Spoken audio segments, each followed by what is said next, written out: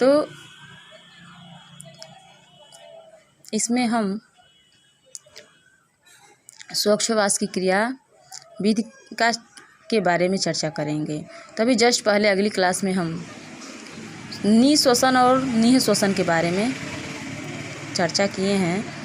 तो निःश्वसन एक बार और फिर बता देते हैं कि निःश्वसन जो होता है, तो नी मीन्स इंस अर्थात अंदर लेना। तो निःश्वसन में है क्या करते हैं हम, वायुमंडल से वायु को अंदर फेफड़ों में भरते हैं। तो इस क्रिया के लिए क्या होता है कि जैसे ही बाहर से वायु अंदर जाती है, ऐसे ही क्या होता है कि फेफड़ों में भरने के लिए जो पसलियाँ होती हैं चेस्ट की, वो ऊपर उठती हैं, डायफ्राम नीचे।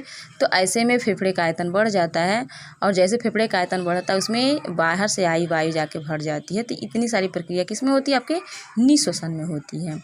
अब है अगला आपका निःश्वसन।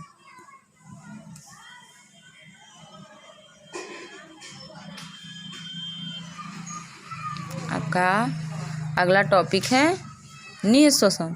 तो देखिए निःश्वसन में क्या होता है, एक्सपायरेशन में इस क्रिया द्वारा CO2 वाली वायु फेफड़ों से बाहर निकलती। इस क्रिया में पसलियाँ एवं डायफ्राम अपनी सामान्य स्थिति में आ जाते हैं और वह का आयतन कम हो जाता है तथा फेफड़ों पर दबाव बढ़ जाता है, जिसके कारण डायफ्राम ऊपर की ओर जाने लगता है, जिससे CO2 गैस वायु में मिलकर शरीर से बाहर अब देखिए, तो ये जो प्रक्रिया है श्वासोच्छ्वास की जो दूसरी क्रिया विधि है निःश्वसन। तो निःश्वसन में क्या होता है, निःश्वसन में तो हमें पढ़े हैं कि बाहर से वायु आती है और फेफड़ों में भर जाती है। लेकिन जब निःश्वसन की प्रक्रिया पूरी हो जाती है तो निःश्वसन की प्रक्रिया शुरू होती है। तो जब निःश्वसन की प्रक्रिया शुरू होती है तो इस प्रक्रिया में क्या होता है कि जो पसलियाँ ऊपर उठी रहती हैं वो अपने सामान्य स्थिति में आती हैं, अर्थात नीचे आती हैं, और जो डायफ्राम होता है वो भी अपने पूर्वोत्तर जगह पर आता है। तो ऐसे में फेफड़ों का आयतन कम हो जाता है।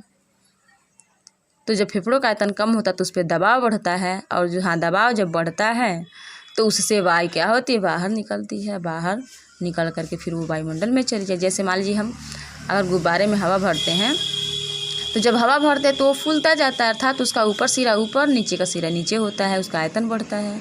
और जैसे उसको हम प्रेस करेंगे, दबाएंगे, तो उसके वायु क्या होती है, बाहर निकलेगी, अर्थात उसका आयतन क्या होगा, कम होगा, तो वायु बाहर निकलेगी। तो सेम यही कंडीशन होता है, यही प्रक्रियाएँ होती हैं। अब हमारा अगला टॉपिक है मनुष्य में गैसीय विनिमय। मनुष्य में गैसीय विनिमय। अब देखिए, गैसियस एक्सचेंजिंग इन ह्यूमन। गैसीय विनिमय की क्रिया सामान्यतः विसरण द्वारा होता है। वायु कोशिकाओं की O2 रक्त कोशिकाओं में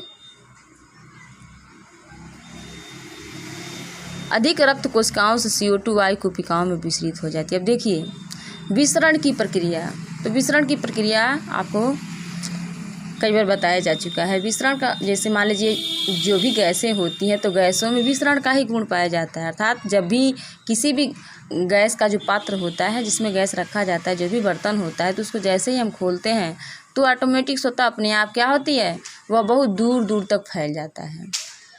तो ये विसरण क्रिया के द्वारा ये बहुत दूर दूर तक गैसों के कण चले जाते हैं। तो सेम ऐसे ही मनुष्य में भी गैसीय विनिमय होता है।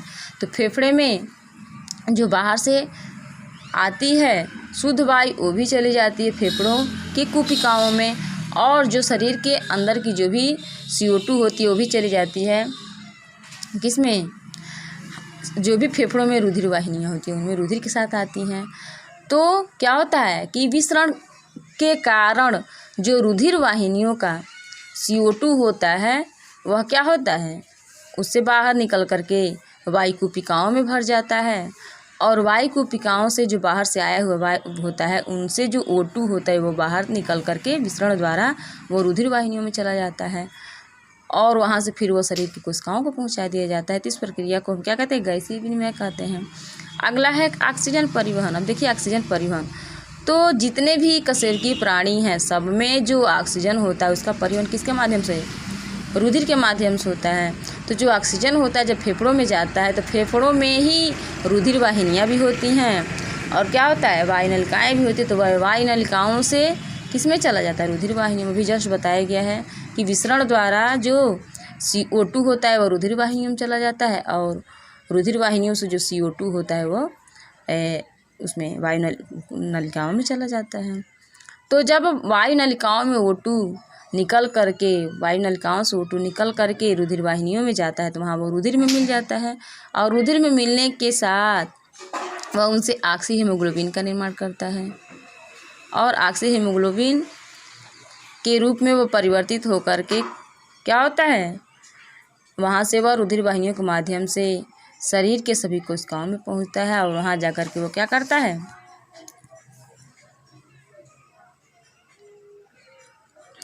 ऑक्सीकरण की क्रिया का कार्य करता है। फिर अगला है आपका कार्बन डाइऑक्साइड का ट्रांसपोर्ट या कार्बन डाइऑक्साइड का परिवहन। तो देखिए, जिस तरह से ऑक्सीजन का ब्लड के माध्यम से परिवहन होता है, रक्त के माध्यम से परिवहन, ऐसे ही कार्बन डाइऑक्साइड का भी होता है। लेकिन कार्बन डाइऑक्साइड जो होता है वो कोशिकाओं में उत्पन्न होता है। आपको जब श्वसन प्रक्रिया पढ़ाया जा रहा था तो बताया गया कि ग्लूकोज का क्या होता है, ऑक्सीकरण होता है। जब ग्लूकोज का ऑक्सीकरण होता है तो वह किस में बदल जाता है, कार्बन डाइऑक्साइड में बदल जाता है, जल में बदल जाता है, और एनर्जी, तो एनर्जी तो ATP के रूप में संचित कर ली जाती है, उसका हमारे शरीर की जैविक क्रियाओं में काम आता है। और जो दूसरा जो आपका जल के अणु उत्पन्न होते हैं वो भी हमारे शरीर के जैविक क्रियाओं में भाग ले लेते हैं, लेकिन बच जाता है जो CO2, तो CO2 हमारे शरीर के लिए हानिकारक है। वह शरीर में रहेगा तो क्या करेगा, नुकसान पहुंचाने का कार्य करती है, इससे उसे बाहर निकालना ज़रूरी होता है, तो वह वहाँ ब्लड में मिल जाता है। और जब वो ब्लड शुद्ध होने के लिए जाते हैं हृदय में, तो सबसे पहले वो क्या होता है, हृदय से होते हुए फेफड़े में जाते हैं। और हृदय के बारे में आपको बताया गया कि हृदय में जो दो पार्ट होते हैं, तो एक तरफ से क्या होता है, अशुद्ध रुधिर होते हुए वो हृदय फेफड़े में जाता है, फेफड़े से शुद्ध होकर के फिर हृदय में आता है। 2 बार आता है ब्लड हृदय में, एक अशुद्ध रूप में और एक शुद्ध रूप में। तो वही अशुद्ध रुधिर के साथ उसी रुधिर में ये CO2 मिल करके हृदय से होते हुए फेफड़े में पहुंचाया जाता है। वहाँ से वह उसे अलग होकर के फिर वायु नलिकाओं द्वारा शरीर से बाहर निकाल दिया जाता है।